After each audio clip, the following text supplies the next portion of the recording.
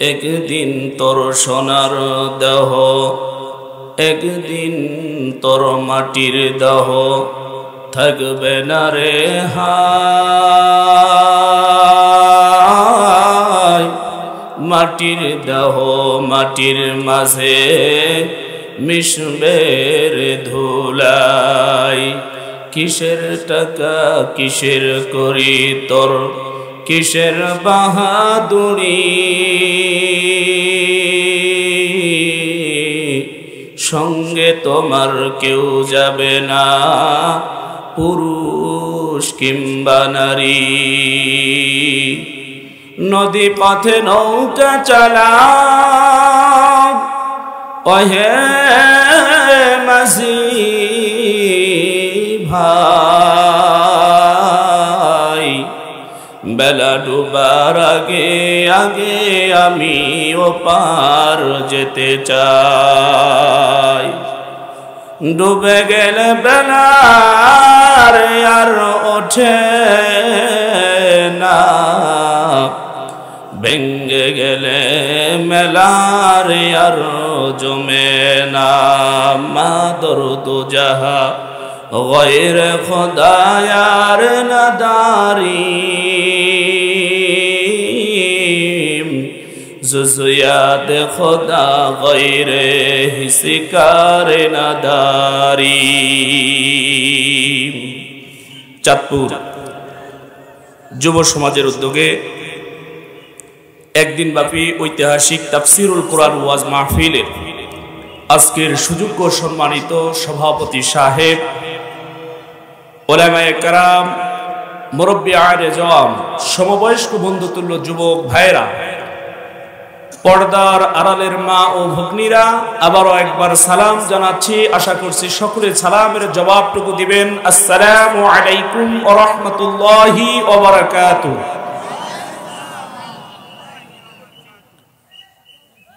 আমরা শুকরিয়া আদায় করতেছি মহান রব্বুল আলামিনের আলিশান দরবারে যে আল্লাহ তাবারক তাআলা আপনাকে আমাকে দুনিয়াবীর সমস্ত মায়াজাল আর বেড়াজাল থেকে মুক্ত করে, দুনিয়াবীর সমস্ত পাপ পাপিষ্ঠ থেকে বিরত রেখে, দুনিয়াবীর সাংসারিক ঝামেলা থেকে মুক্ত করে এই জান্নাতের বাগানে আসার এবং বসার সুযোগ দান করে দিয়েছেন, সুস্থ রেখেছেন।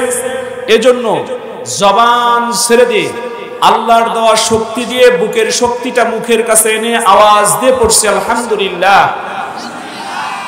সংক্ষিপ্ত আকারে কিছু কথা আলোচনা করার নিয়ত করেছি। খুব দিলের কান্দে কথাগুলো শুনতে হবে। কোরআনুল কারীমের তেলাওয়াত যেখানে হয়, কোরআনুল কারীমের কথাগুলো কেউ যদি মনোযোগ দিয়ে শোনে, আমলের নিয়ত করতে পারে, আল্লাহ রাব্বুল আলামিন তাকে হেদায়েতের রাস্তা দেখাবেন। সুবহানাল্লাহ বলেন। সম্মানিত ভাইরা আমার, আল্লাহ রাব্বুল আলামিন জানিয়ে দিয়েছেন দুনিয়ার মানুষদেরকে, আল্লাযীনা ইয়াজতামিউনাল কওলা ফায়াত্তাবিউনা আহসানাহু উলাইকাল্লাযীনা হাদাহুমুল্লাহ। আল্লাহ রাব্বুল আলামিন দুনিয়ার মানুষদেরকে জানিয়ে দিয়েছেন, যারা কোরআনের কথাগুলো মনোযোগ দিয়ে শুনবে, এরপরে আমল করবে, ওই কথাগুলো শোনার পরে বাস্তব জীবনে আমল করবে, আল্লাহ রাব্বুল আলামিন উলাইকাল্লাযীনা হাদাহুমুল্লাহ, আল্লাহ রাব্বুল আলামিন তাদেরকে হেদায়েতের পথ দেখাবেন, হেদায়েতের রাস্তা দেখাবেন। আল্লাহ রাব্বুল আলামিন হেদায়েতের রাস্তা দেখাবেন, তার মানে মুফাসসিরিন কেরামেরা বলতেছেন যে আল্লাহ রাব্বুল আলামিন সরাসরি তাদেরকে জান্নাতে প্রবেশ করায় দিবে। এজন্য ভাইয়েরা আমার, কোরআনুল কারীমের আওয়াজ যেখানে হয়, কোরআনুল কারীমের তেলাওয়াত যেখানে হয়, ডানে বামে সামনে পিছনে কোনো মুসলমান ঘুরে বেড়াইতে পারে? কোন মুসলমান ঘুরে বেড়াইতে পারে না।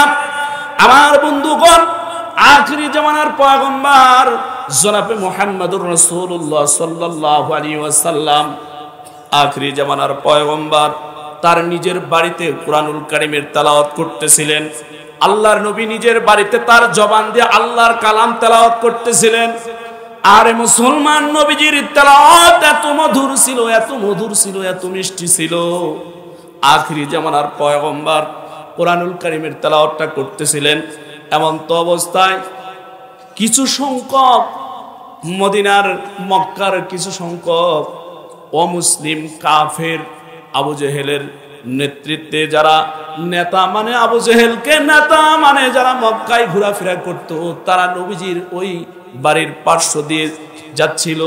এমন তো অবস্থায় আখরি জামানার পয়গম্বরের কোরআনুল কারীমের তেলাওয়াতটি শুনে তারা দরজায় বেশ কয়েকজন দাঁড়িয়ে গেছেন। নবীজি একটু ভয় পেয়ে গেলেন। আল্লাহর নবী চিন্তা করলেন, মনে হয় কাফের বেঈমানেরা আমাকে হত্যা করার জন্য দরজায় দাঁড়িয়ে গেছে। আল্লাহর নবীজির সঙ্গে সঙ্গে কোরআনুল কারীমের তেলাওয়াত বন্ধ করে দিলেন, স্টপ করে দিলেন। নবীজি ডাক দিয়ে বললেন, দরজাটা ওপেন করে নবীজি ডাক দিয়ে বললেন, ও আমার চাচারা, ও আমার ভাইয়েরা, ও আমার বাবাজিরা, আপনারা দরজায় দাঁড়িয়ে গেছেন কারণটা কি? আমি কোরআনুল কারীম আল্লাহর কালাম তেলাওয়াত করতেছিলাম, আপনারা দরজায় কেন দাঁড়িয়ে গেলেন? ওই কাফেরদের মধ্যে থেকে একজন ডাক দিয়ে বলল, ও আব্দুল্লাহর বেটা মুহাম্মদ, তুমি এতক্ষণ ধরে যেই কবিতাটা পড়তেছিলে, যেই কালামটা পড়তেছিলে, যেইটা তুমি তেলাওয়াত করতেছিলে, সেই তেলাওয়াতটা শুনে আমরা সামনে আর কদম বাড়াইতে পারি নাই। এত মধুর লেগেছে, এত সুন্দর লেগেছে, ওই তেলাওয়াতটা আমাদেরকে সামনে আর যাইতে দেয় নাই। আমরা তোমার বাড়ির এই রাস্তা দিয়ে যাচ্ছিলাম, এমন তো অবস্থায় তোমার দরজার সামনে এই তেলাওয়াতটা শোনার জন্য দাঁড়ায় গেলাম, কিন্তু তুমি এই তেলাওয়াতটা কেন বন্ধ করে দিলে? আল্লাহু আকবার। জনাবে মুহাম্মদুর রাসূলুল্লাহ সাল্লাল্লাহু আলাইহি ওয়াসাল্লাম তাদেরকে বললেন, এই তেলাওয়াতটা আমি আবার করতে পারি, তোমরা যদি শুনতে চাও। তারা বলে, আপনি দেরি করেন না, এই জাদু মাখা এত সুন্দর তেলাওয়াতটা আপনি করেন, আমরা শুনতে চাই। এবার এক পর্যায়ে নবীজি আবার তেলাওয়াত শুরু করে দিলেন। আল্লাহর নবী তেলাওয়াত করতেছিলেন, তেলাওয়াত করতে করতে কাফেররা শুনতেছিল। শুনতে শুনতে এক পর্যায়ে কাফেরদের চোখ থেকে পানি ঝরা শুরু হয়ে গেল। ওই কাফেরদের মধ্য থেকে কিছু সংখ্যক কাফের ডাক দিয়ে বলল, ইয়া রাসূলুল্লাহ, ইয়া হাবিবাল্লাহ, ওগো আব্দুল্লাহর বেটা মুহাম্মদ, আপনি যেটা তেলাওয়াত করতেছেন ওই কিতাবটা আমাদেরকে দেন, আমরা একটু পড়ব। সুবহানাল্লাহ বলেন। এবার ডাক দিয়ে বললেন, না না না, ইন্নাল মুশরিকুনা নাজাস, প্রত্যেকটা মুশরিক হলো অপবিত্র, অপবিত্র ব্যক্তির হাতে আমি আল্লাহর কালাম উঠায়া দিব না, তোমরা যদি পড়তে চাও পবিত্র হয়ে আসো। সুবহানাল্লাহ বলেন। আল্লাহর নবী বিশ্ব নবী জনাবে মুহাম্মদুর রাসূলুল্লাহ সাল্লাল্লাহু আলাইহি ওয়াসাল্লাম তাদেরকে ডাক দিয়ে বললেন, তোমরা যদি পড়তে চাও পবিত্র হয়ে আসো। তারা বলল, আমরা শুধু পবিত্র না, আমরা এই মুহূর্তে আপনার হাতে হাত রেখে কালেমা পড়তে চাই, তারপর আমরা ওই কালামটা পড়ব। আবু জেহেল দেখলো, তারা যখন কয়েকজন মিলে কোরআনের তেলাওয়াত শুনে মুসলমান হয়ে গেল, আবু জেহেল চিন্তা করলো, আবু জেহেলের কানের মধ্যে খবর চলে গেল, আবু জেহেলের মাথা গরম হয়ে গেল। আবু জেহেলের মাথা গরম যে মুহাম্মদের কোরআনের তেলাওয়াত শুনে মুহাম্মদের দলে তারা যোগ দিচ্ছে, আমার কপালে ভাটা পড়বে। কথা বলেন ঠিক না ব্যাঠি? আবু জেহেল আইন পাশ করে দিল, সংসদ থেকে বিল পাশ করে দিল যে মুহাম্মদের কোরআনের তেলাওয়াত আর মক্কার জমিনে কেউ শুনতে পারবে না। আল্লাহ ওই কথাটাও কোরআনুল কারীমের মধ্যে নোট করে জানিয়ে দিয়েছেন, ওয়াকালাল্লাযীনা কাফারু লা তাসমাউ লিহাযাল কুরআনি ওয়ালগাউ ফীহি লাআল্লাকুম তাগলিবুন। আল্লাহ রাব্বুল আলামিন এই আবু জেহেলের কথাটা কোরআনুল কারীমের মধ্যে কোট করে দিয়েছেন, নোট করে দিয়েছেন যে আবু জেহেল যেখানে মুহাম্মদের তেলাওয়াত চলবে, আবু জেহেল আইন পাশ করে দিল, সেখানে তোমরা কেউ যাইতে পারবে না, তার কোরআনুল কারীমের তেলাওয়াত শুনতে পারবে না। আমার মুসলমান ভাইরা, আমার বন্ধুরা, আমাদের এই বাংলাদেশেও আজ থেকে 16 বছর পূর্বে, প্রায় 16টা বছর ধরে জায়গায় জায়গায় যেখানে কোরআনের কথা হতো, যেখানে কোরআনের আলোচনা হতো, সেখানে 144 জারি করা হতো। সম্মানিত ভাইরা আমার, এইটা করেছিল আজ থেকে 1400 বছর পূর্বে আবু জেহেল। তার সংসদে আইন পাশ করেছিল, কোরআনের আলোচনা চলবে না, কোরআনের তাফসীর চলবে না, কোরআনের তেলাওয়াত চলবে না। বাংলার জমিনে আমাদের এই স্বাধীন দেশে স্বৈরাচার এই আইন পাশ করেছিল, কোরআনের যেখানে মাহফিল হবে সেখানে 144 জারি হবে, হট্টগোল তৈরি হবে, শান্তিপূর্ণভাবে কোরআনের বাণী, কোরআনের কথাগুলো যেন মানুষের সামনে প্রচার করতে পারে না। আমার বন্ধুগণ, ছোট্ট একটা কথা মনে পড়ে গেল। ইমাম শাফির যুগটা হলো ইমাম শাফি রহমতুল্লাহ আলাইহির জামানা। এক রাজা ছিল, তার রানীর সঙ্গে হঠাৎ করে গন্ডগোল বেঁধে গেছে, তর্ক বেঁধে গেছে, ঝগড়া বেঁধে গেছে। আমাদের সমাজে স্বামী স্ত্রী ঝগড়া বাঁধে কিনা? মনে হয় বাঁধে না চাঁদপুরে। আরে স্বামীকে মারেন নাই কে? একজন হাত তুলে দেখা। স্ত্রীকে মারেন নাই, একজন হাত তুলে দেখান তো, হুজুর আমি স্ত্রীকে মারি নাই, হাত তুলি নাই। এরকম কেউ আছেন এখানে? একজনও পাওয়া যাবে না। আমার ভাইরা, আমার পূর্বে যিনি আলোচনা করলেন তিনি বলেই দিয়েছেন স্ত্রীদেরকে মারা যাবে। আল্লাহ রাব্বুল আলামিন, মা বোন এসেছেন, তাদের বিষয়ে আলোচনা হবে সময় পেলে ইনশাআল্লাহ। আমার ভাইরা, যেই কথাটা বলতেছিলাম, ইমাম শাফির যুগে রাজার রানী দুইজন ঝগড়া লেগেছে। এক পর্যায়ে রাজা অনেক কথা বলে ফেলাইছে। রানী বলতেছে তুমি এত খারাপের খারাপ, তুমি রাজা একটা জাহান্নামী। রাজা বলতেছে আমি যদি জাহান্নামী হই তাহলে তুমি 3 তালাক। কথাটা ভালো করে বোঝেন। রানী বলছে তুমি এত খারাপের খারাপ, তুমি একটা জাহান্নামী।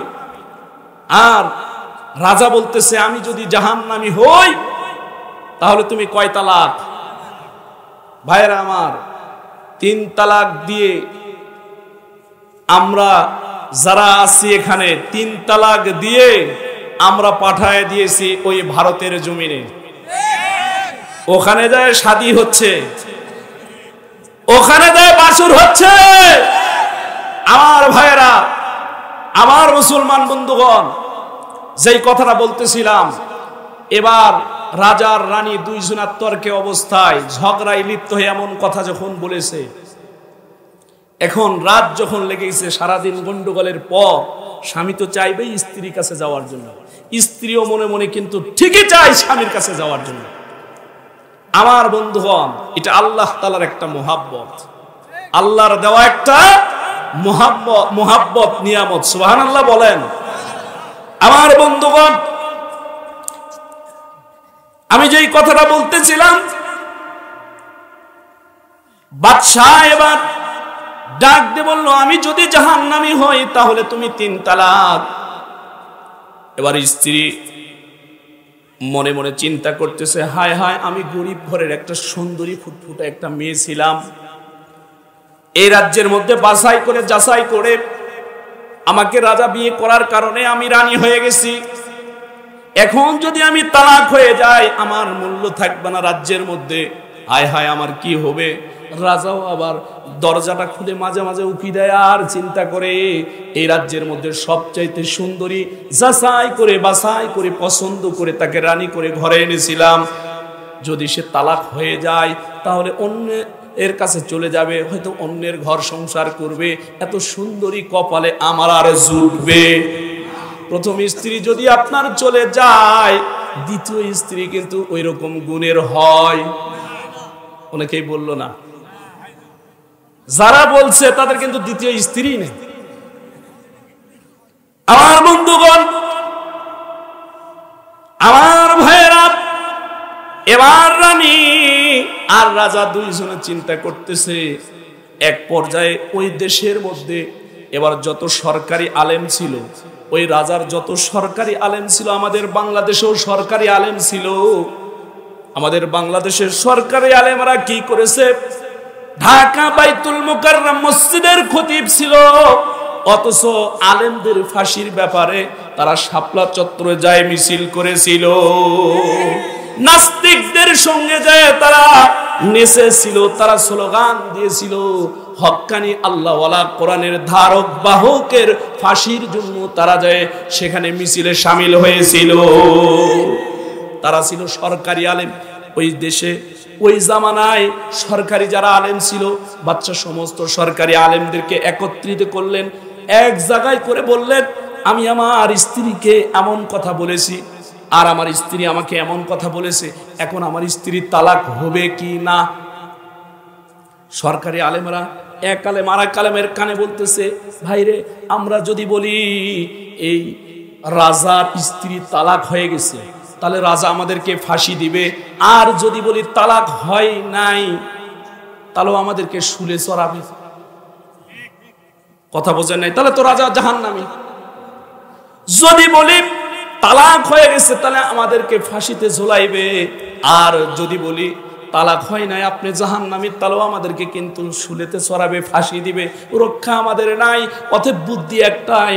কানাকানি করে সরকারি আলেমরা বলতেছে যে বুদ্ধি একটাই, রাজাকে বলি এদেশের মধ্যে বেসরকারি একজন আলেম আছে, এই বেসরকারি যিনি আলেম, এই বেসরকারি আলেম একমাত্র ফতোয়াটা দিতে পারবে, আমরা সরকারি আলেম কেউ পারবো না ফতোয়া দিতে। ওই দেশের মধ্যে সরকারি আলেমদের ওয়াজ চলতো, মাহফিল চলতো, তাফসীর চলতো, নসিহত চলতো, ইসালের সওয়াব চলতো, সব চলতো। কিন্তু ও মুসলমান বাবাজিরা, আমার ভাইয়েরা আমার, সরকারি আলেমদের সব আলোচনা চলতো, কিন্তু এই দেশের মধ্যে বেসরকারি আলেম ছিল একজন, হযরত ইমাম শাফি রহমাতুল্লাহি আলাইহি। তিনি বেসরকারি একজন ইমাম ছিলেন, আলেম ছিলেন। ওই জামানার মধ্যে, ওই দেশের মধ্যে তার ওয়াজ মাহফিলে 144 ধারা। আমাদের দেশে এরকম করে নাই। বলে কোরআনের হক কথা বললে তাদের মাহফিলে 144 ধারা, আর যারা কোরআনের হক কথাগুলা বলতো না, যারা এদিক সেদিক করে কথা বলতো, তাদের মাহফিল চলতো। আমার মুসলমান ভাইরা, আমার বন্ধুরা, আমার বাবাজিরা, আমার দিলের কান্দে কথাটা শুনতে হবে। এবার আলেমেরা বাদশাকে বলল, বাদশাহ, যিনি বেসরকারি আলেম, যার তাফসীর মাহফিল রাজ্যের মধ্যে বন্ধ ঘোষণা করে দিয়ে রেখেছেন, 144 ধারা জারি করে দিয়ে রেখেছেন, সে শুধু পারবে এই ফতোয়া দিতে, আমরা সরকারি আলেমেরা পারবো। এখন যদি অনুমতি দেন, তাহলে আমরা তার কাছে যাব, তার কাছ থেকে ফতোয়া এনে আপনাকে দিব। সুবহানাল্লাহ বলবেন না? এবার সমস্ত বাদশা বলল, যাও যাও, দেরি করো না, ওই বেসরকারি আলেমের কাছে যাও, জোরে কোন আল্লাহু আকবার। আমার মুসলমান ভাইয়েরা, আমার বন্ধুগণ, এবার বেসরকারি আলেম যিনি ইমাম শাফি রহমাতুল্লাহি আলাইহি, সরকারি যত আলেম, সমস্ত আলেমেরা তার দরবারে হাজির হয়ে গেছে। এবার যায় বলতেছে যে রানী বলেছে এমন কথা, আর বাদশা বলেছে, রাজা বলেছে এমন কথা, এখন হয় তালাক হবে, না হয় জাহান্নামী হবে, এই ফতোয়া আমরা দিয়ে ফাঁসিতে ঝুলতে রাজি না। আপনি বেসরকারি আলেম, আপনি হক কথা বলেন, আপনি সঠিক কথা বলেন, আপনি এই ফতোয়াটা দেন। পানি বা গরম পানি কিছু আছে? আমার মুসলমান ভাইরা আমার, গরম পানি বাঁচা। আমার মুসলমান বাবাজিরা, আমার ভাইরা আমার, এবার যখন বেসরকারি আলেমের কাছে প্রস্তাব দিয়েছে, বেসরকারি আলেম বলতেছে, এতদিন তোমরা ওয়াজ মাহফিল করেছো, তাফসীর মাহফিল করেছো, আমারটাই 144 জারি করা ছিল, এখন তোমাদের বাদশাকে যায় বলো, তোমাদের রাজাকে যায় বলো, এই রাজ্যের মধ্যে বিশাল বড় একটা প্যান্ডেল করতে হবে, ঢোল দিতে হবে রাজ্যের মধ্যে, আমার তাফসীর মাহফিলের একটা বিশাল বড় আয়োজন করতে হবে। বাদশা যদি করতে পারে, হাজার হাজার লক্ষ লক্ষ মানুষের সামনে, লক্ষ লক্ষ মানুষের সামনে এই ফতোয়াটা আমি দিয়ে দিব। জোরে কোন আল্লাহু আকবার। এই ফতোয়াটা আমরা শুনবো তো ইনশাআল্লাহ। কারা কারা শুনবো হাত তুলে দেখান। লিল্লাহে তাকবীর, লিল্লাহে তাকবীর। সকলে একটু মহব্বত নিয়ে জিকির করি, আর এই কোণার দিকে একটু চাপিয়ে আসি। লা ইলাহা। যার স্ত্রী রানী তালাক হয়েছে কিনা বলেন তো? তালাক হয়ে গেছে? পড়াশোনা না করে যদি ফতোয়া দেই, এই জন্য 4 স্টলে চা যদি খাই 1 কাপ, ফতোয়া দেয় 10 কাপ। 4 স্টলে চা যদি খাই কয় কাপ? 1 কাপ। ফতোয়া দেয় কয় কাপ? 10 কাপ। আসলে কি তার স্ত্রী তালাক হয়েছে? তালাক যদি না হয় বাদশা কি জাহান্নামী? আমরা জানবো তো এই কথাটা ইনশাআল্লাহ। ভাইরা আমার, কোরআন থেকে এর সঠিক যেটা আমরা সেটাই আজকে জানে যাব ইনশাআল্লাহ। এই কথাটা মনে করে দিতে হবে। আসুন আমি যে আয়াতে কারিমা তেলাওয়াত করেছি এই আয়াতের আলোচনা করব এখন। একেবারে দিলের কান্দে শুনতে হবে। আমার বন্ধুগণ, আমার ভাইয়েরা, আখিরি জামানার পয়গম্বর বিশ্বনবী জনাবে মুহাম্মদুর রাসূলুল্লাহ সাল্লাল্লাহু আলাইহি ওয়াসাল্লাম মসজিদে নববীতে 25 জন সাহাবীর উপস্থিতিতে আল্লাহর এই কালাম, আল্লাহর এই কোরআনুল কারীমের আয়াতে কারিমা তেলাওয়াত করতেছিলেন। ইন্নাল্লাযীনা ক্বালু রাব্বুনাল্লাহু সুম্মা ইসতাকামু তাতানাজ্জালু আলাইহিমুল মালাইকাতু আল্লা তাখাফু ওয়া লা তাহজানু ওয়া আবশিরু বিল জান্নাতিল্লাতী কুনতুম তুআদুন। নবীজি আয়াতে কারিমা 25 জন সাহাবীর উপস্থিতিতে যখন তেলাওয়াত করলেন, আল্লাহর নবী তেলাওয়াত করার পরে নবীজি ডাকতে বলেন, রে আমার সাহাবীরা, যে আয়াতে কারিমা তেলাওয়াত করলাম এই আয়াতের অর্থ কি তোমরা বুঝেছো? একজন নবীর সাহাবী, আল্লাহর নবীর একজন সাহাবী চোখের পানি ছেড়ে দিয়ে ডাকতে বলল, ইয়া রাসূলুল্লাহ, ইয়া হাবিবাল্লাহ, ইয়া রাসূলুল্লাহ, ইয়া হাবিবাল্লাহ। ওগো আল্লাহর নবী, শুধু বুঝেছি তা না, আপনি যদি অনুমতি দেন গো নবীজি, আপনি যদি অনুমতি দেন তাহলে এই আয়াতের আলোকে মক্কার একটা ঘটনা আমার মনে পড়ে গেছে। নবী গো, আপনার অনুমতি পেলে এই আয়াতের সঙ্গে ঘটনার মিল আছে, আমি পুরা ঘটনাটা বলবো। আল্লাহর নবী বললেন, সাহাবীরে, আর তাহলে দেরি কেন, তুমি জলদি করে তাড়াতাড়ি করে ঘটনাটা বলো। নবীজি যখন অনুমতি দিয়েছেন, এবার সাহাবী ডাক দিয়ে বলতেছেন, ইয়া রাসূলুল্লাহ, ইয়া হাবিবাল্লাহ, আমি আপনার দলে তখন ছিলাম না মক্কায়, আমি আবু জেহেলের দলে ছিলাম। আমরা যারা এখানে আছি আমরা কার দল করব?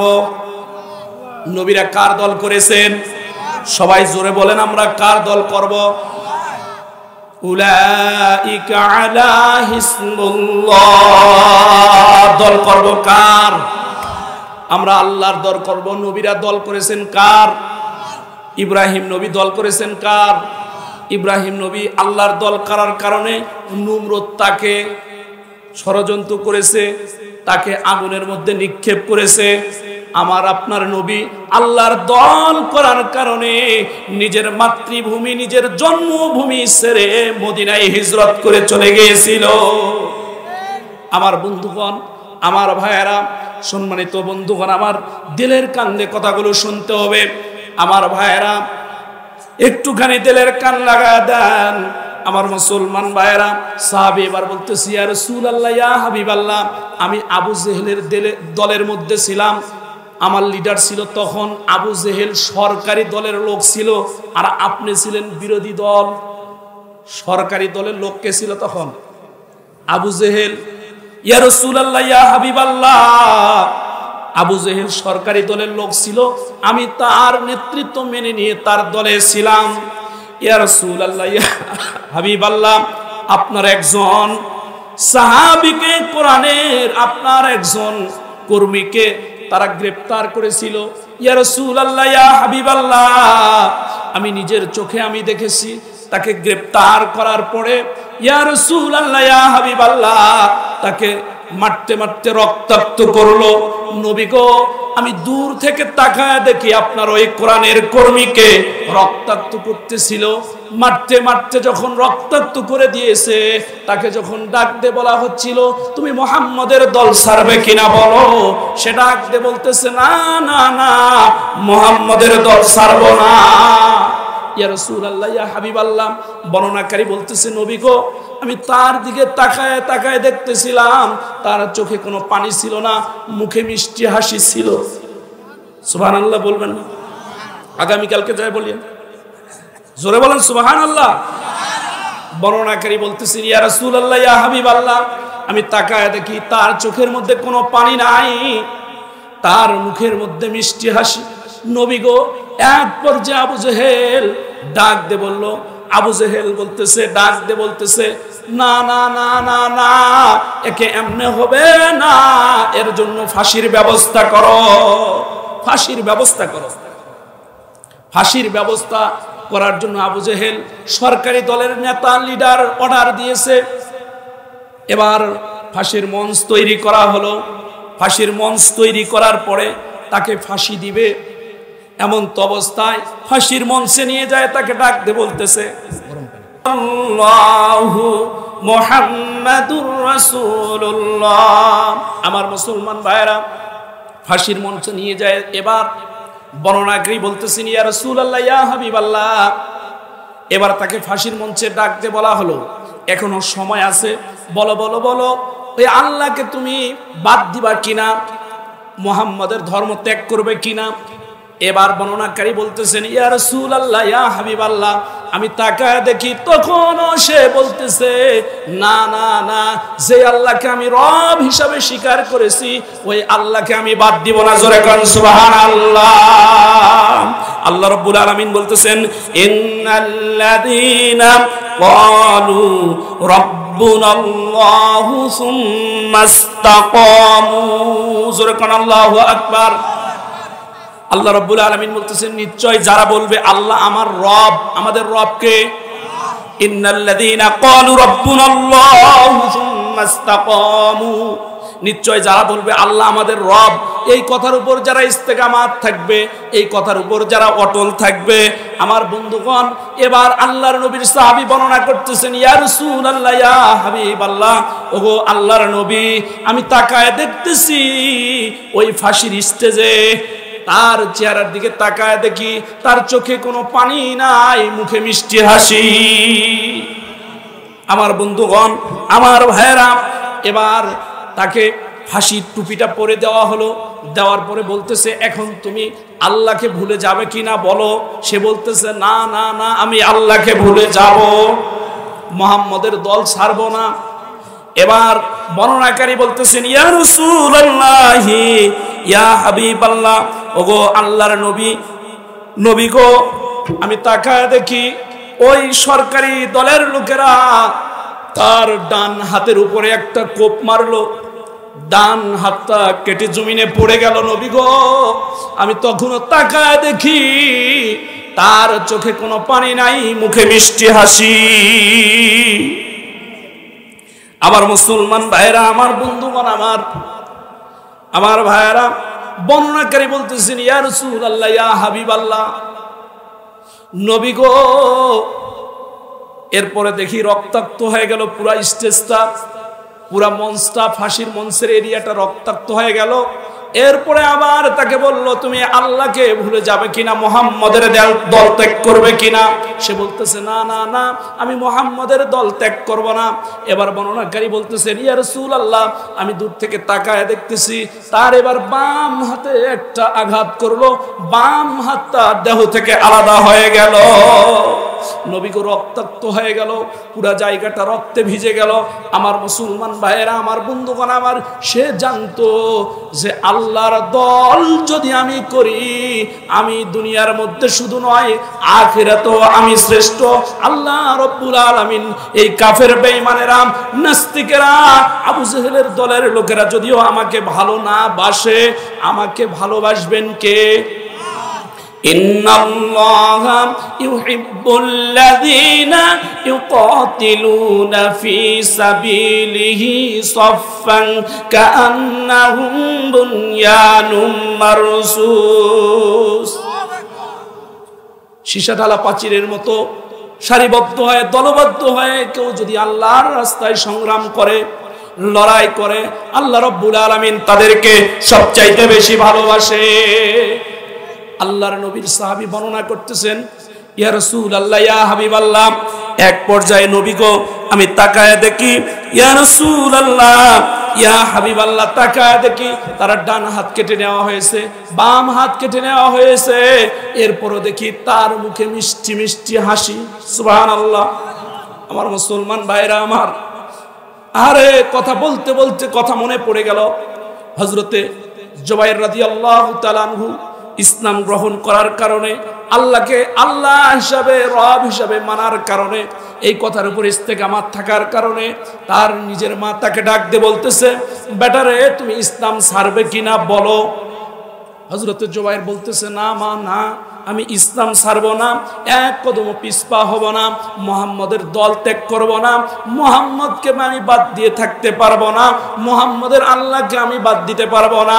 আমার মুসলমান ভাইয়েরা আমার, হযরতে জুবাইরের মা ডাক দিয়ে বললেন, হযরতে জুবাইরকে এবার চাবুক মারা শুরু হয়ে গেল।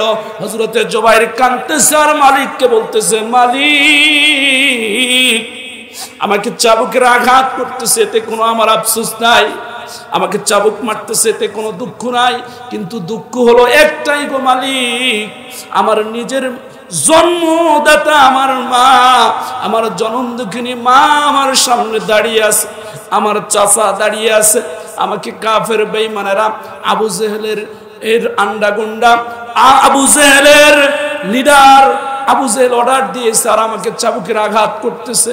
আমার মা কোনো কথা বলে না, আমার চাচা কোনো কথা বলে না। হযরতে জুবাইর রাদিয়াল্লাহু তাআলা আনহুকে আঘাত করতে করতে রক্তাক্ত করে ফেলাইছে। ও মুসলমান, ও ভাইরা আমার, বন্ধুরা আমার, দিলটা একটু নরম করে দিবেন।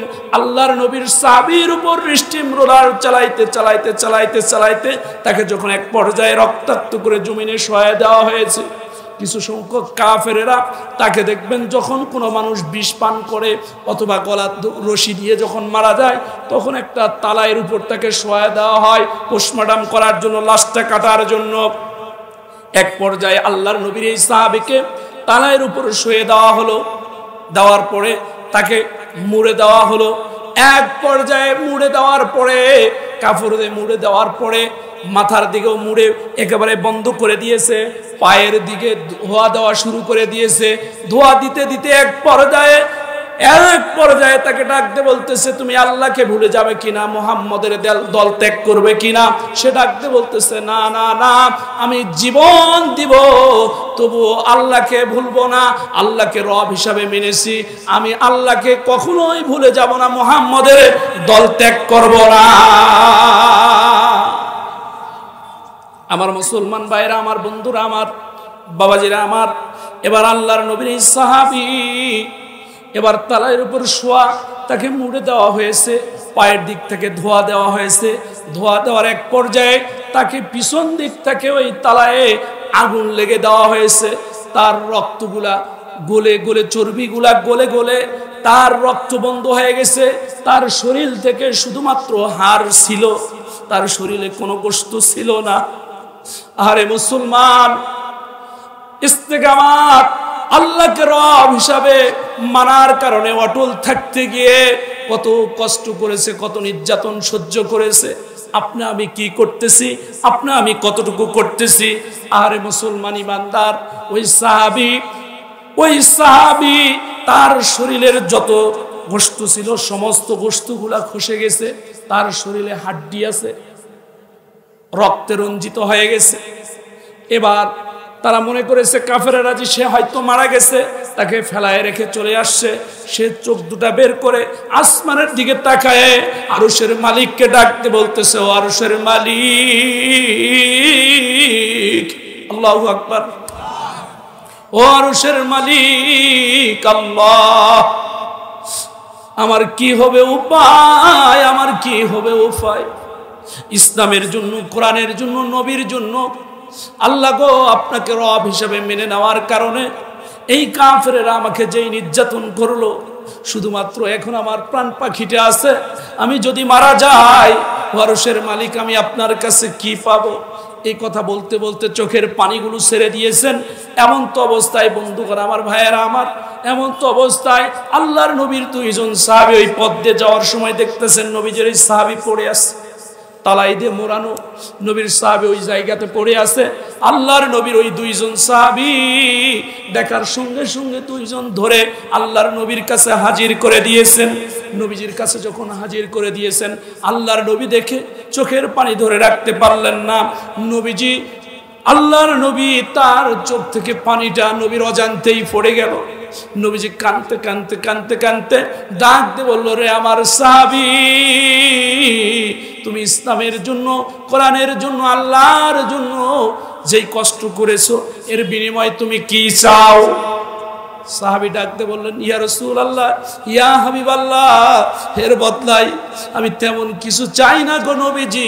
এই মুহূর্তেও যে আমি আপনাকে দেখতেছি এতেই আমি শান্তি পেয়েছি।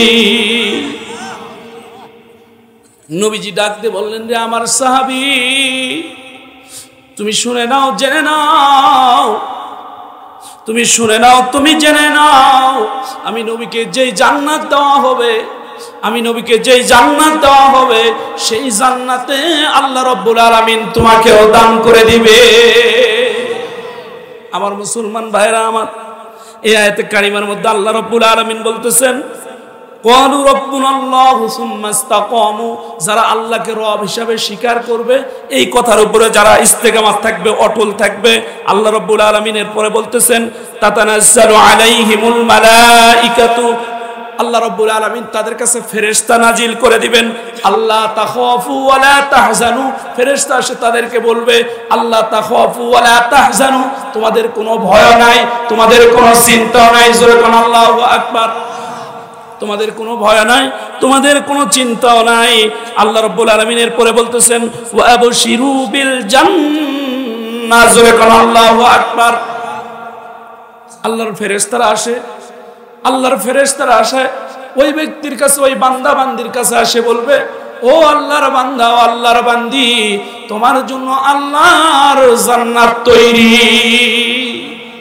তোমাকে আল্লাহর জান্নাতের সুসংবাদ দিচ্ছি। সুবহানাল্লাহ বলেন।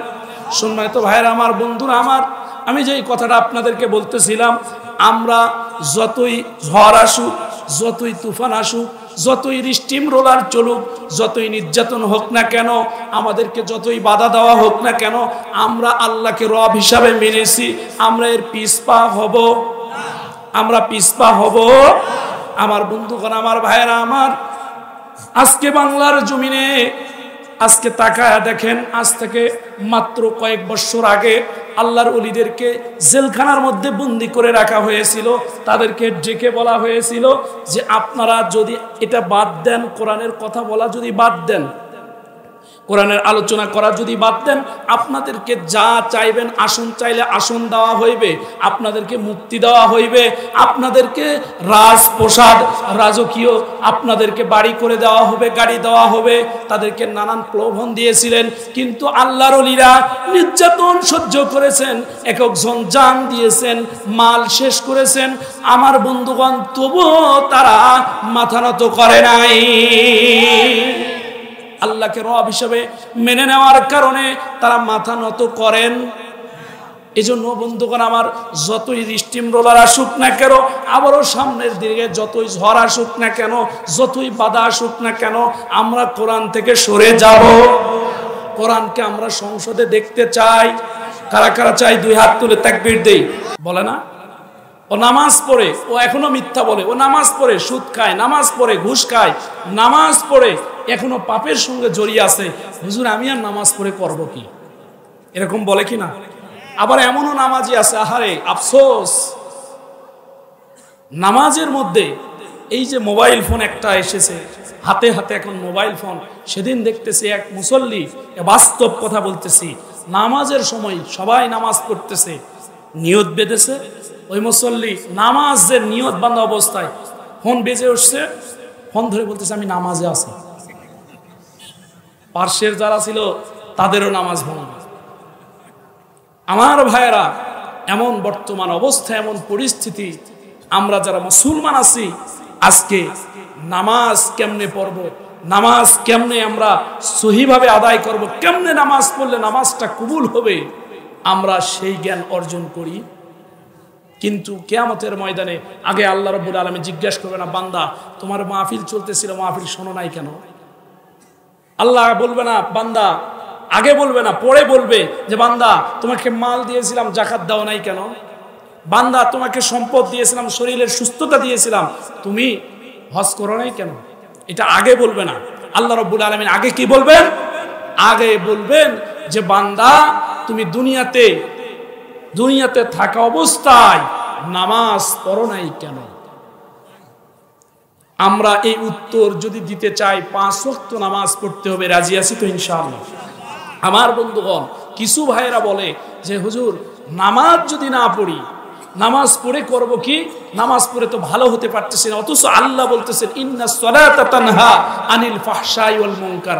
জোরে কোন আল্লাহু আকবার। আল্লাহ বলতেছেন যারা নামাজ পড়বে তারা খারাপ কুকর্ম অশ্লীল কাজ থেকে তাদেরকে হেফাজত করার দায়িত্ব কার? আল্লাহ রাব্বুল আলামিন তাদেরকে ভালো বানায় দিবেন। সুবহানাল্লাহ বলেন। আমার বন্ধুগণ, ছোট্ট একটা বাস্তব ঘটনা আপনাদের সামনে তুলে ধরব, এরই মধ্যে ইনশাআল্লাহ হয়তো হযরত চলে আসবেন। আমার ভাইয়েরা, বাস্তব একটি ঘটনা। একটি এলাকার যুবক একটি ছেলে মোটরসাইকেল নিয়ে বের হয়েছে। মোটরসাইকেল নিয়ে বের হয়েছে যুবক, রাস্তা ফাঁকা জায়গা, ফাঁকা রাস্তার মধ্যে যুবক দেখতেছে ডানে বামে সামনে পিছনে কেউ নাই। যুবক দেখতেছে একটা যুবতী যাইতেছে, মোটরসাইকেল নিয়ে যায়, পিছনে হরেন দিয়ে এবারে জোরে জোরে হরেন বাজাচ্ছে। যুবতী একটু বিরক্ত হবে কিনা বাবা? যুবতী বিরক্ত হয়ে বলতেছে ইডিয়েট, লঞ্চেস। যুবকের মাথা আরো নরম না গরম? এই যুবক ভাইরা বলেন না কেন? আমার মুসলমান ভাইরা আমার, এবার যুবকের মাথা আরো গরম। এবার যুবক আরো কাছে গেছে, যাই বলতেছে আই লাভ ইউ। যুবতীর মাথা আরো গরম। যুবতী এবার বলতেছে, পা থেকে স্যান্ডেল খুলছে, খুলে বলতেছে ইডিয়েট, লঞ্চেস, তোর রক্ষা আজকে নাই, এইটা দিয়ে তোর শাস্তি হবে। আমি এই স্যান্ডেল দিয়ে তোরে শাস্তি দিবার চাই। আমরাও যারা এখানে আছি, কোন যুবক যদি কোনো যুবতীকে ইপটিজিং করে, আমরাও এরকম পায়ের স্যান্ডেল দিয়ে শাস্তি দিতে চাই। আমার মুসলমান ভাইরা, এবার যুবক কাছে গিয়ে যখন দেখতেছে যুবতী পায়ের স্যান্ডেল খানি খুলেছে তাকে মারার জন্য, এবার আল্লাহর বান্দা দেখতেছে মতিগতি ভালো না, মনে হয় পায়ের স্যান্ডেলের মার আজকে খাওয়াই লাগে। এবার চিন্তা ভাবনা করতেছে যে পায়ের স্যান্ডেলের মার খাবো তো খাবোই, আরেকটু উত্তপ্ত করি, আরেকটু ডিস্টার্ব করি। ডানে তাকায় দেখে কোনো মানুষ নাই, বামে তাকায় দেখে কোনো মানুষ নাই। এবার অন্যার একটা কানি ধরে টান দিয়েছে যুবক। নাউজুবিল্লাহ বলবেন না? যুবক যখন অন্যার কানি ধরে টান দিয়েছে, ও মুসলমান, এবার সঙ্গে সঙ্গে যুবতী চিন্তা করলো এখানে আমার বাঁচার কোনো একাই উপায়। এবার সঙ্গে সঙ্গে যুবতী চিৎকার দেওয়া শুরু করে দিল। যুবতী ডাক দিয়ে বলতেছে বাঁচাও বাঁচাও, কে কোথায় আছো, আমাকে বাঁচাও। এবার যখন যুবতী চিৎকার দেওয়া শুরু করে দিল, সঙ্গে সঙ্গে আমার মুসলমান ভাইরা, আমার বন্ধুগণ আমার, এবার ডানে বামে সামনে পিছনের যত মহল্লার বাড়ি ছিল, সমস্ত বাড়ি থেকে কেউ বা ঝাড়ু, কেউ বা লাঠি, কেউ বা জুতা, কেউ বা ইটা, কেউ বা পাটকেল নিয়ে হাজির। যুবক চিন্তা করলো চতুর্দিক থেকে যেইভাবে লাঠি আর ইটা আর ঝাড়ু আসতেছে, আমি যুবকের বাঁচার কোনো উপায়, আমি যুবকের বাঁচার কোনো বুদ্ধি নাই, এখান থেকে আমাকে ভাগতে হবে, পালাইতে হবে। এবার যুবক মোটরসাইকেলের পিকআপটা দিয়ে এবার জোরে টান দিয়ে চলে গেলেন সামনের দিকে। সামনের দিকে যায় দেখতেছেন মসজিদের মুয়াজ্জিন আজান দিচ্ছেন, আসসালাতু খায়রুম মিনান, ফজরের আজান। আমার মুসলমান ভাইরা, আমার বন্ধুগণ আমার, ফজরের সময় যখন আজান দেয় এরকম আসসালাতু খায়রুম মিনান নাওম, তখন আমরা ন্যাপ আরো মুড়ি, আরো ন্যাপ টেনে নিয়ে আরো ঘুমের ভান করে থাকি। দেখবেন এই শীতের সময় কুকুর ছাইয়ের উপর যে কায়দায় থাকে, মুসলমান ঘরের মধ্যে ন্যাপ মুড়ি দিয়ে সেই কায়দায় থাকে। যুবক বন্ধুগণ আমার, মুয়াজ্জিনের আজান যখন কানের মধ্যে এসেছে, বৈকাল টাইম আজান যখন হয়েছে, যুবক চিন্তা করলো এই সময় ডানে বামে তো মসজিদও নাই, আজানের আওয়াজ আসতেছে, এখন বাঁচার উপায় কি? যুবকের অজুও নাই, অজু সারা পশ্চিম দিক হয়ে মোটরসাইকেল স্ট্যান্ড করে আল্লাহু আকবার বলেছে। এবার যুবতী ডাক দিয়ে বলতেছে, ডানে বামে সবাই যখন এসে বলতেছে কে চিৎকার পারলো, এবার যুবতী বলতেছে ওই যে একটু দূরে দেখা যাইতেছে যুবক নামাজ পড়তেছে, ও আমাকে ইফটিজিং করেছে, ডিস্টার্ব করেছে। আমার মুসলমান ভাইরা, আমার বন্ধুরা আমার, এবার সমস্ত মানুষেরা সেখানে গেছে, যাই বলতেছে এই বেটা নামাজ যখন পড়তেছে, নামাজি, নামাজ শেষ হোক, এরপরে এর খবর আছে। এরপরের কি আছে? খবর আছে। আমার বন্ধুগণ, আমার ভাইয়েরা, আমার বাবাজি, এবার সঙ্গে সঙ্গে আল্লাহর বান্দা মনে মনে চিন্তা করতেছে, নামাজের যদি নিয়তটা ছেড়ে দে, ওযু থাকে থাক আর না থাকে না থাক, বাঁচার একমাত্র উপায় হলো এই নামাজের নিয়ত ধরে, নামাজের নিয়ত বেঁধে, নামাজের ভান ধরে থাকা, এটাই হলো বাঁচার একমাত্র উপায়। আর মনে মনে আল্লাহকে ডাকতে বলতেছে, আল্লাহ ওগো আরশের মালিক, আমাকে আজকে এই পাবলিকের হাত থেকে বাঁচায়া দাও। ওগো আল্লাহ, আমাকে পাবলিকের হাত থেকে যদি আজকে বাঁচায়া দাও, তাহলে আমি কথা দিচ্ছি আল্লাহ, তোমার কাছে ওয়াদা করতেছি, আমার হায়াতের জিন্দেগিতে আর কোনোদিন নামাজ ছাড়ব না। যুবক মনে মনে যখন এই ওয়াদা করেছে, এই প্রতিজ্ঞা যখন করেছে, আমার আল্লাহ রব্বুল আলামিন যুবকের এই ফরিয়াদ কবুল করে নিয়েছেন। সমস্ত মানুষেরা ওখানে অপেক্ষা করতে করতে এক পর্যায়ে বলতেছেন যে কি ব্যাপার, যুবক তো মনে হয় পাক্কা নামাজি, নামাজ তো শেষ হচ্ছে না। যুবকের নামাজ শেষ হয় না, এবার পাবলিকেরা সেখান থেকে যায় না। এক পর্যায়ে থাকতে থাকতে পাবলিক বিরক্ত হয়ে গেছে, এর মনে হয় পাক্কা নামাজি, লম্বা লম্বা সূরা দিয়ে নামাজ পড়তেছে। আসলে কি ওযু আছে? ওযু ছাড়া নামাজ। আমার মুসলমান ভাইরা, আমার বন্ধুরা আমার, এবার যুবক মনে মনে আল্লাহর কাছে নিয়ত করেছে, যদি আল্লাহ আজকের দিন এই পাবলিকের হাত থেকে বাঁচায় দাও, ওগো আরশের মালিক, আমার হায়াতের জিন্দেগিতে আর কোনোদিন নামাজ কাজা করব না, নামাজ ছেড়ে দিব না। এবার পাবলিক যারা ছিল সকলেই চিন্তা করলো, আর কত অপেক্ষা করি, এই যুবক নামাজ পড়তেছে, নামাজ পড়ুক। যুবকটিকে ডাক দিয়ে বলতেছে, মা রে, সম্ভবত তুমি আমাদের পাশের মহল্লার আব্দুর রহিমের মেয়ে, কিন্তু তোমার অবস্থা দেখলে তো বোঝা যাইতেছে তুমি মুসলমান ঘরের মেয়ে না হিন্দু ঘরের মেয়ে, তোমার চলাফেরা বেশভূষা দেখে বুঝার উপায়। আল্লাহ রাব্বুল আলামিন বলতেছেন, ওয়াকরনা ফি বুয়ুতিকুন্না ওয়ালা তাবাররুজনা তাবাররুজাল জাহিলিয়াতিল উলা। জোরে কোন আল্লাহু আকবার। আল্লাহ রাব্বুল আলামিন ডাকতে বলেন, মা বোন যিনারা আছেন তাদেরকে আল্লাহ রাব্বুল আলামিন বলতেছেন পর্দার সহিত চলতে হবে। সমস্ত মানুষেরা ডাকতে বলেন, মা রে, তোমাকে আগামীকাল থেকে আমরা বোরকার মধ্যে দেখতে চাই, পর্দার মধ্যে দেখতে চাই।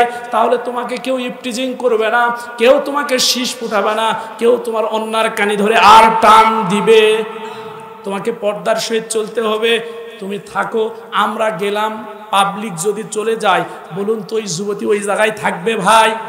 যুবতী বলতেছে, সবাই যখন চলে যাইতেছে, আমারও থাকার আর একা কোনো উপায় নাই, আমি এখান থেকে চলে যাই। তবে ওই যুবতীও জায়গায় নিয়ত করলো যে আগামীকাল থেকে আমাকে যদি ইফটিজিং এর হাত থেকে বাঁচতে হয়, তাহলে আমিও আগামীকাল থেকে নিয়ত করলাম, আল্লাহ আর ইফটিজিং এর পাল্লায় পড়ব না, আগামীকাল থেকে আমি পর্দা করে চলবো।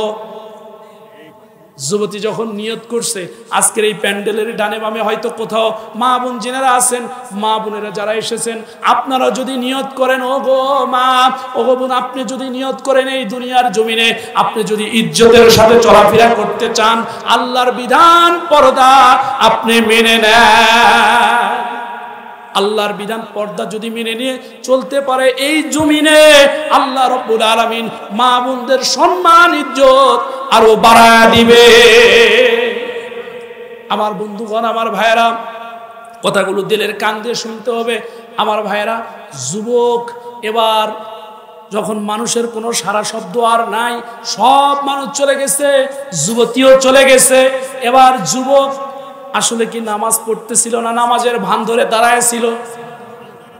নামাজের ভান ধরে দাঁড়ায় ছিল। যুবক এবার নিয়তখানি ছেড়ে দিয়ে এবার মোটর সাইকেল নিয়ে সামনের দিকে যাইতে যাইতে দেখতেছে যে মসজিদ যখন পাওয়া গেছে, এবার যুবক মোটরসাইকেল নিয়ে মসজিদে ঢুকায় দেয়, স্ট্যান্ড করেছে।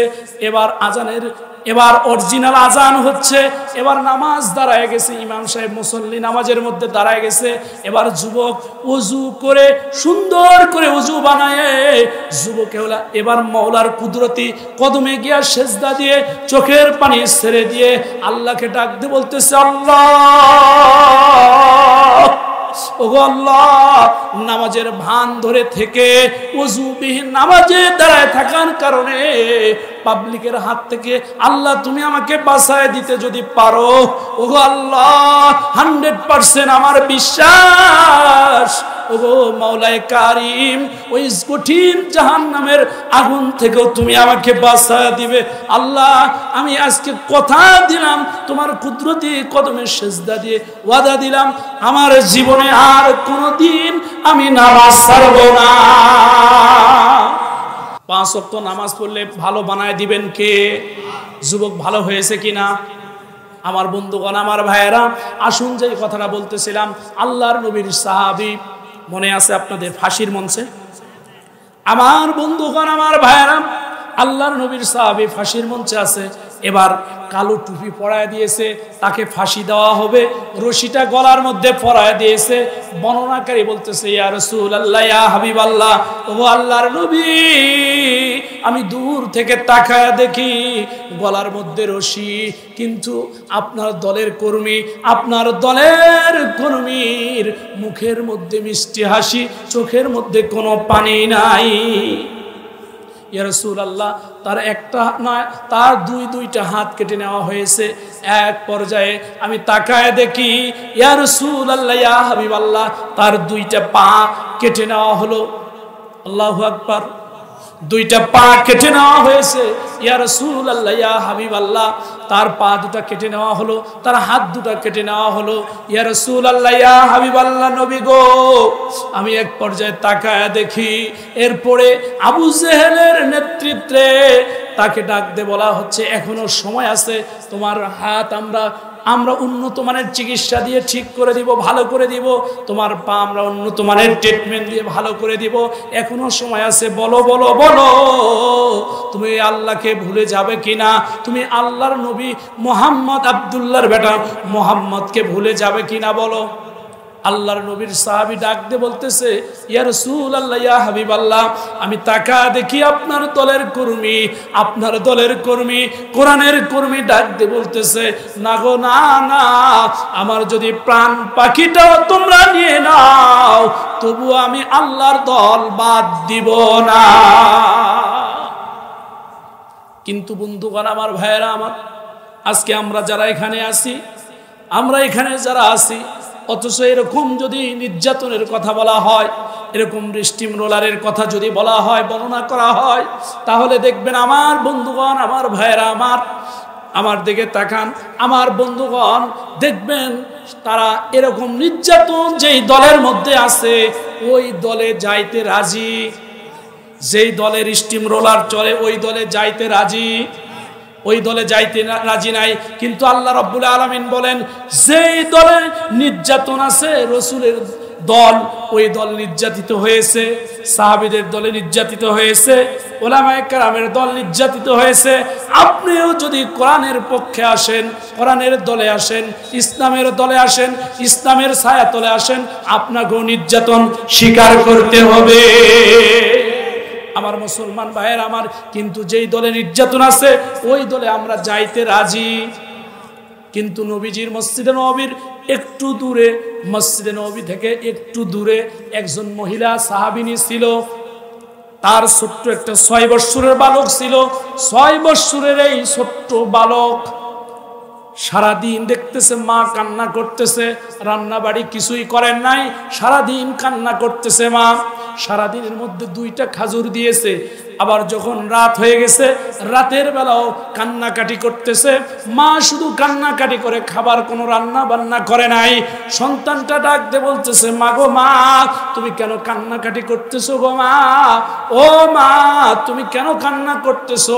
ছোট্ট 6 বৎসরের বালক ডাক দিয়ে বলতেছে, মা, আমার মনে হয় আব্বু কিছুদিন আগে নবীজির অর্ডারে জিহাদের ময়দানে গিয়ে শহীদ হয়েছে। মাগো মনে হয় আমার বাবার কথা মনে হয়েছে, সেই কারণে তুমি কান্নাকাটি করতেছো। এবার আমার মুসলমান ভাইরা, আমার বন্ধুগণ, আমার বাবাজি, এবার মা ডাকতে বলতেছে সন্তানকে, বেটা রে, না রে, না না, তোর বাবা যে শহীদ হয়েছে, জিহাদের ময়দানে নবীজি পাঠায় দিয়েছিল, তোর বাবা সেই জিহাদে গিয়ে শহীদ হয়েছে, আমি সেই কারণে কান্না করি না, তোর বাবার কারণে কান্না করি না, কারণ আমি ভালো করেই জানি তোর বাবা জিহাদের ময়দানে গিয়ে শহীদ হয়েছে, তোর বাবা আল্লাহর জান্নাতে চলে গিয়েছে। সুবহানাল্লাহ বলেন। সন্তান বলল, মা তাহলে আপনি কেন কান্না করতেছেন? সন্তান ডাক দিয়ে বলতেছে, তাহলে কেন আপনি কান্না করতেছেন? এবার সঙ্গে সঙ্গে সঙ্গে সঙ্গে আমার মুসলমান ভাইরা, আমার বন্ধুগণ, আমার বাবাজিরা, একটুখানি দিলের কান্দে শুনতে হবে। ছোট্ট সন্তান 6 বছরের বালক ডাক দিয়ে বলতেছে, মা তাহলে আপনি কেন কান্না করতেছেন, কারণটা কি? মা ডাক দিয়ে বলতেছে, বেটারে, তুমি ছোট্ট মানুষ, তুমি বুঝবা না। সন্তান বলতেছে, মা আমি কেন বুঝবো না গো মা, আমি কেন বুঝবো না? আমার বন্ধুগণ, আমার ভাইয়ের, আমার মা বলতেছে, বেটারে 6 বছর তোর বয়স, তুই বুঝবি না, তোকে বুঝতে হবে না। এবার সন্তান আবার বলতেছে, মা আপনি যদি বলেন আমি অবশ্যই বুঝবো, আপনি কেন কান্না করতেছেন আপনি বলেন। সুবহানাল্লাহ বলেন। সন্তান ছোট্ট বালক বলতেছে, মা কেন আপনি কান্না করেন, আপনি বলেন, আমি অবশ্যই বুঝবো। এবার মা ডাক দিয়ে বলতেছে, বেটা রে, আমি কান্না করতে এই কারণে, আজ থেকে 3 দিন আগে আখিরি জামানার পয়গম্বর মসজিদে নববীতে আল্লাহর নবী ঘোষণা দিয়েছে ইমানের একটা ফর্ম ফিল আপ হচ্ছিল, ইমানের একটা ফর্ম ফিল আপ চলবে। 3 দিন আগে নবীজি ঘোষণা দিয়েছে, ওই ফর্ম ফিল আপটা ইমানের ফর্ম ফিল আপ, জিহাদে যাওয়ার জন্য একটা ফর্ম ফিল আপ হবে। ওইটাতে কোনো মহিলা যাইতে পারবে না, কোনো ছোট্ট বালক যাইতে পারবে না। আমি সেই কারণে কান্না করতেছি। আজকে তোর বাবা নাই, তোর বাবা থাকলে তোর বাবাকে পাঠায় দিতাম। আজকে আমার ঘরে কোনো বড় সন্তান নাই, আমার ঘরে ছোট্ট সন্তান, আজকে তোকেও পাঠায় দিতে পারতেছি না। আজকে আমি মহিলা, তোর মা, আমিও জিহাদে যাইতে পারতেছি না। আমার মন চাইতেছে ওই ইমানের ফর্ম ফিল আপটা, ওই জিহাদে যাওয়ার ফর্ম ফিল আপটা আমি একটু পূরণ করব। যেরকম আল্লাহু আকবার। আমার মুসলমান ভাইরা, আমার বন্ধুগণ, এবার সন্তান ডাক দিয়ে বলতেছে, মা, ও মা, কোনো চিন্তা আপনি করবেন না। আল্লাহু আকবার বলেন। 6 বছরের ছোট্ট বালক বলতেছেন, মা আপনি কোনো চিন্তা করবেন না, আপনি শুধুমাত্র মসজিদে নববীতে নিয়ে যান। কোন দিন ইমানের ফর্ম ফিল আপ চলবে, মানুষ লাইন কোন দিন ধরবে, সেই দিন আমি লাইনে যায় দাঁড়াবো, আপনি আমাকে খালি নিয়ে যাবেন লাইনে, আমি নবীর কাছ থেকে অনুমতি নিয়ে জিহাদে যাব। সুবহানাল্লাহ বলেন। মা বলতেছে, বেটারে, নবীজি ঘোষণা দিয়েছে তার সোনার জবান দিয়ে যে কোনো মহিলা যাইতে পারবে না, কোনো বালক যাইতে পারবে না। তুমি ছোট্ট মানুষ, তুমি লাইনে যাই কি করবে বাবা, আমাদের অনুমতি দিবে না, আমাদের যাওয়া হবে না। সন্তান বলতেছে, মা কোনো সমস্যা নাই, শুধু লাইনে নিয়ে যায় দাঁড় করাই দিবে। এবার আল্লাহর নবীর এই ছোট্ট বালক মাকে নিয়ে ফজরের নামাজের পর মসজিদে নববীর পাশে লম্বা একখানা লাইন দাঁড়ায় গেছে। ইমানের ফর্ম ফিল আপ হবে, সেই ফর্ম ফিল আপ পূরণ করবে, জিহাদের ময়দানে যাওয়ার ফর্ম ফিল আপ পূরণ হবে, সেই ফর্ম ফিল আপটা পূরণ করবে ছোট্ট সন্তান, আর মা লাইনে যায় দাঁড়ায় গেছে। আল্লাহু আকবার বলুন। আমার বন্ধুগণ, আমার ভাইয়েরা, এদিকে তাকান, ওইদিকে দেখার কিছুই নাই, এদিকে দেখেন, ছোট্ট সন্তান ইমানের ফর্ম ফিল আপ করার জন্য গেছে। আমাদের বাঙালিদেরও একটা অভ্যাস আছে, যদি কোথাও শুনি যে ফাও কোনো কিছু দেওয়া হচ্ছে, লম্বা লাইন, দেখছেন আপনারা? এক চেয়ারম্যান সাহেব কম্বলের একটা ঘোষণা দিয়েছিল, ফ্রি কম্বল দেওয়া হবে, ফ্রি কম্বল দেওয়া হবে। পাবলিক, এক মুরব্বী পাবলিক ছিল, সে যায় ফজরের নামাজের পড়তে দাঁড়ায়ছে। ওই দিন চেয়ারম্যান হঠাৎ বলতেছে, আজকে ইউনো স্যার বলছে জরুরি ওখানে মিটিং আছে, যাইতে হবে, আজকে ফ্রি কম্বল দেওয়া বিতরণ বন্ধ। আল্লাহর বান্দা ঘুরে চলে আসে, আবার ডেট জানছে, আবার গেছে, এবারে যায় আবার লাইনে দাঁড়ায় আছে, বলতেছে আজকে জরুরি কাজে ডিসি স্যার ডাকছে, আজকে ওখানে যাইতে হবে, অমুক দিন দেওয়া হবে। আল্লাহর বান্দা ফ্রি একটা কম্বল ভাবে এই আশায় ঘুরতে ঘুরতে 3 দিন ঘুরছে। 3 দিন ঘুরেছে, লিল্লাহে তাকবীর।